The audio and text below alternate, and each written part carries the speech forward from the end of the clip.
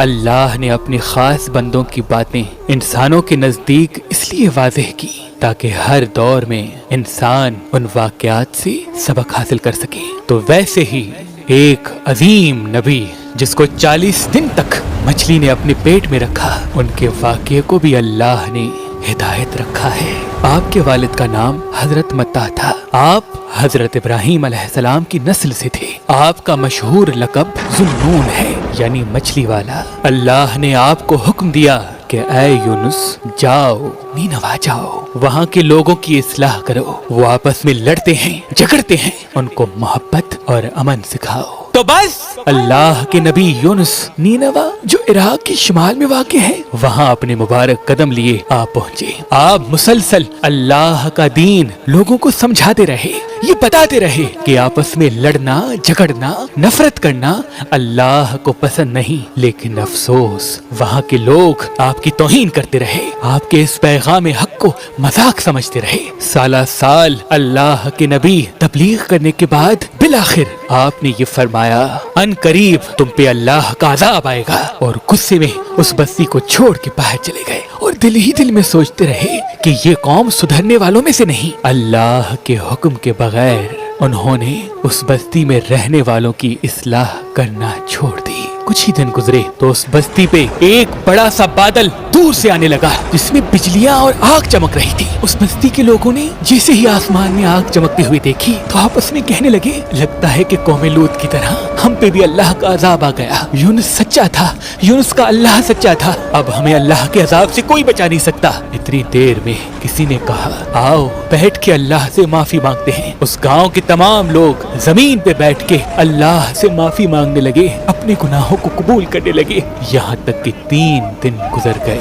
بے شک اللہ بار بار معاف کرنے والا ہے۔ اور یوں وہ آگ برسانے والا بادل اس گاؤں سے دور چلا گیا، اور سب اللہ کے نبی یونس علیہ السلام کے منتظر ہو گئے کہ اللہ کرے یونس علیہ السلام واپس آ جائیں، ہمیں اللہ کا دین سمجھائیں، ہمیں محبت اور امن اور سلامتی کا پیغام دیں۔ اور وہاں حضرت یونس علیہ السلام کشتی میں سوار ہو کر دور جا رہے تھے، یہ سوچ کے کہ واپس کبھی اس گاؤں میں نہیں پلٹوں گا۔ اتنی دیر میں سمندر کا طوفان کشتی کو ڈبونے لگا۔ کشتی کے سالار نے کہا جو سامان کشتی میں ہے وہ جلدی پھینکو، ایسا نہ ہو کہ ہم سب کے سب ڈوب کے مر جائیں۔ کشتی کا سارا سامان پھینک دیا لیکن کشتی نہیں سنبھلی۔ بالآخر کشتی کے سالار نے کہا کشتی سے وزن کم کرنے کے لیے ہم کسی کو پھینکتے ہیں، شاید کشتی سنبھل جائے۔ سب ایک دوسرے کو دیکھنے لگے تو سالار نے کہا ایسا کرتے ہیں قرآن اندازی کرتے ہیں، جس کا قرآن نکلے گا تو اس کو قربانی دینی پڑے گی تاکہ دوسرے لوگ بچ جائیں۔ بس سب کے نام تحریر کیے گئے اور قرآن اندازی کر کے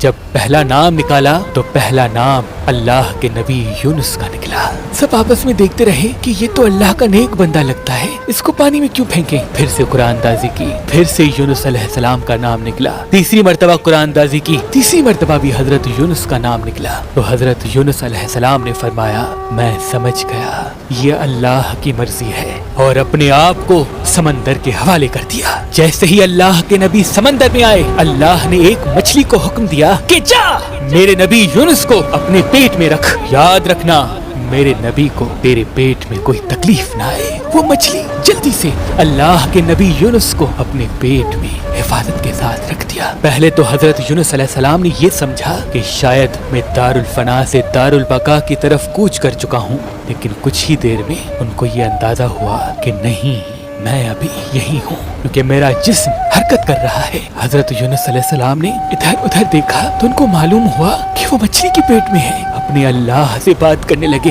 اپنے اللہ سے معافی مانگنے لگے کہ اے میرے مالک، جو کام آپ نے میرے لیے چنا وہ میں کر نہیں پایا، اے اللہ مجھے معاف کرنا، بے شک میں نے اپنے آپ پہ ظلم کیا۔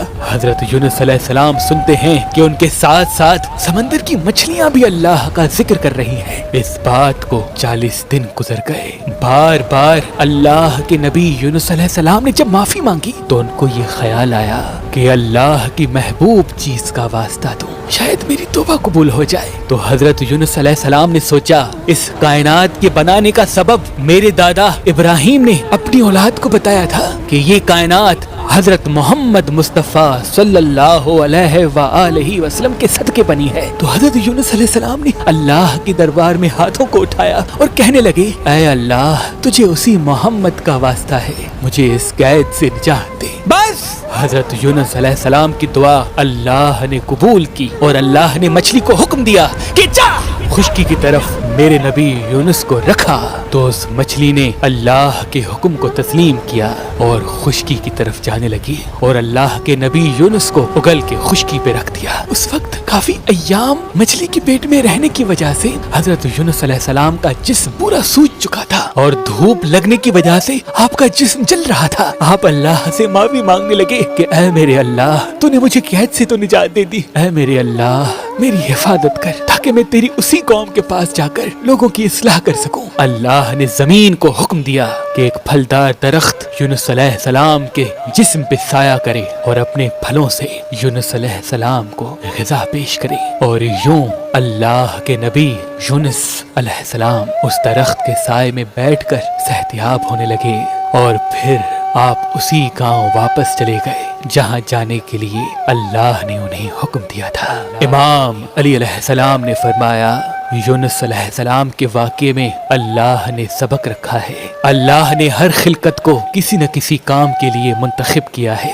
جیسے سورج روشنی دینے اور گرمی دینے کے لیے، چاند سکون اور راحت کے لیے، زمین کو اناج اگانے کے لیے، ہواؤں کو زندگی کے لیے، ویسے ہی اللہ نے اپنے خاص بندوں کو اس لیے منتخب کیا تاکہ وہ ہر دور میں اللہ کے بندوں کی اصلاح کرے۔ جیسے اللہ نے کسی خلقت کو یہ اختیار نہیں دیا کہ وہ کسی کو بھی اپنی رحمت سے دور کر دیں، سورج کو یہ اختیار نہیں کہ وہ مشرق اور منافق میں فرق پیدا کر کے کس پہ روشنی ڈالے اور کس پہ نہیں، بارش کو یہ اختیار نہیں کہ وہ مومن کے گھر پہ برسے اور منافق پہ نہیں، زمین کو یہ اختیار نہیں کہ وہ مومن کی زمین سے اناج اگائے اور مشرق کی نہیں، ویسے ہی اللہ کے نیک بندے کو یہ اختیار نہیں کہ وہ اپنی طرف سے یہ ارادہ کر لے کہ اس کی اصلاح کروں اور اس کی نہیں۔ ہدایت اللہ کی طرف سے ہے اور اس ہدایت کو پہنچانا اللہ کے خاص بندوں کا فریضہ ہے۔ کون اللہ کے کتنے قریب ہے اس کا فیصلہ صرف اللہ کرے گا، کس کو دوزخ اور کس کو جنت ملنی ہے اس کا فیصلہ